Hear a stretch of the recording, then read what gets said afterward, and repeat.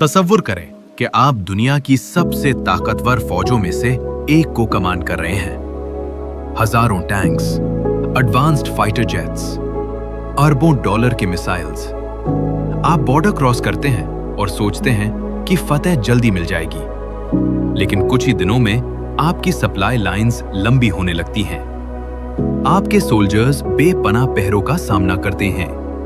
आपकी military vehicles सख्त रेगिस्तानों में फंसने लगती हैं। और जितना अंदर बढ़ते जाते हैं, उतना ही हर चीज मुश्किल होती जाती है। यह किसी फिल्म की कहानी नहीं, यह वो हकीकत है जिसका मिलिट्री एक्सपर्ट्स ने दशकों से मुतला किया है। क्योंकि जब बात इन्वेजन और ऑक्यूपेशन की आए, ईरान को दुनिया के सबसे मुश्किल मुल्कों में से एक माना जाता है। लेकिन क्यों? आखिर ऐसी क्या बात है जो ईरान को फतेह करना इतना मुश्किल बनाती है? इसका जवाब किसी सीक्रेट वेपन में नहीं, बल्कि खुद ईरान की ज्योग्राफी में छुपा हुआ है। Welcome to around the atlas. एक कुदरती किला। मैप पर ईरान को देखो तो ये एक आम मुल्क जैसा लग सकता है, लेकिन मिलिट्री नजरिए से ये एक कुदरती किला है। ईरान के मगरिब में ज़ग्रोस माउंटेन्स फैले हुए हैं, जबकि शुमाल में बुलंद अल्बोर्ज माउंटेन्स खड़े हैं। ये पहाड़ी सिलसिले ईरान के गिर्द कुदरती दीवार का काम करते हैं और किसी भी इन्वेडिंग आर्मी के लिए ये एक खौफनाक चैलेंज है। टैंक्स आसानी से तंग पहाड़ी रास्तों से नहीं गुजर सकते। भारी मिलिट्री कॉन्वॉयज आसानी से टारगेट बन सकती हैं। सप्लाई रूट्स को महफूज रखना मुश्किल हो जाता है, और जो डिफेंडर्स जमीन को अच्छी तरह जानते हों, उन्हें बड़ा फायदा मिलता है। तारीख गवाह है कि पहाड़ों ने बहुत सी ताकतवर फौजों को रोक दिया, और ईरान में इनकी कमी नहीं। जब जमीन खुद दुश्मन बन जाए।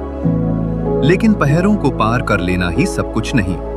ईरान के अंदर मौजूद हैं दो अजीम रेगिस्तान, दश्ते कबीर और दश्ते लूत।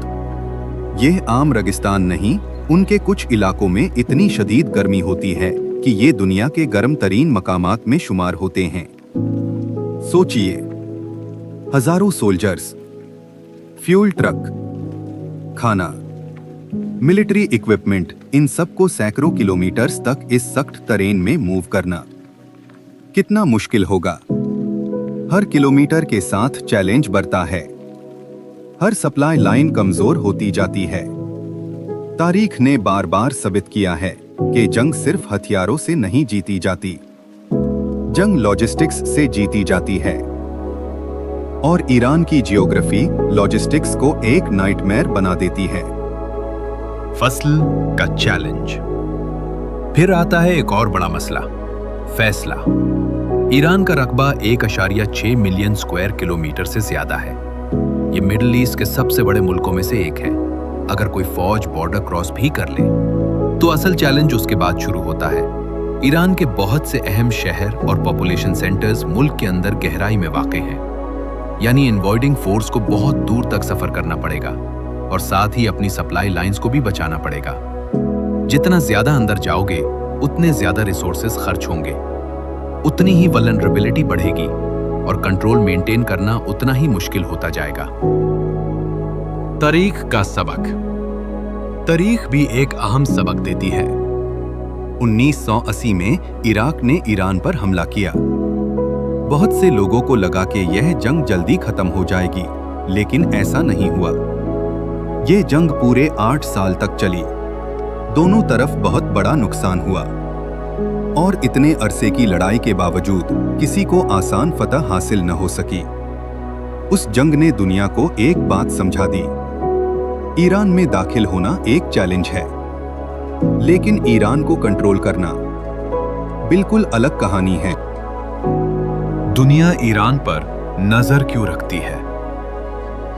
ईरान की अहमियत सिर्फ उसकी ज्योग्राफी की वजह से नहीं, बल्कि उसकी लोकेशन भी बहुत अहम है। ईरान के करीब वाक़ है स्ट्रेट ऑफ हॉर्मुज़, दुनिया के अहम तरीन एनर्जी रूट्स में से एक। दुनिया भर के ऑयल शिपमेंट्स का 12 हिस्सा इस तंग समुद्री रास्ते से गुजरता है।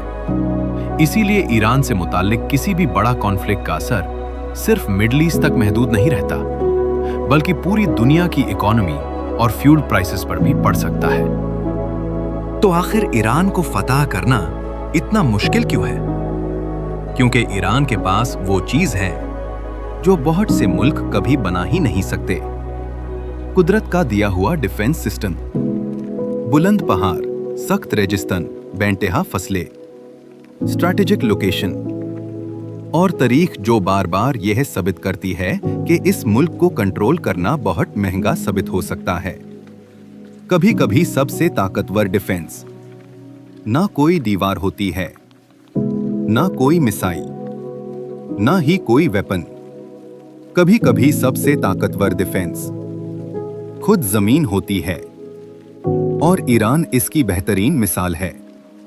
आपके ख्याल में क्या ईरान दुनिया के सबसे मुश्किल मुल्कों में से एक है जिसे इन्वेड किया जा सके? कमेंट करके जरूर बताएं।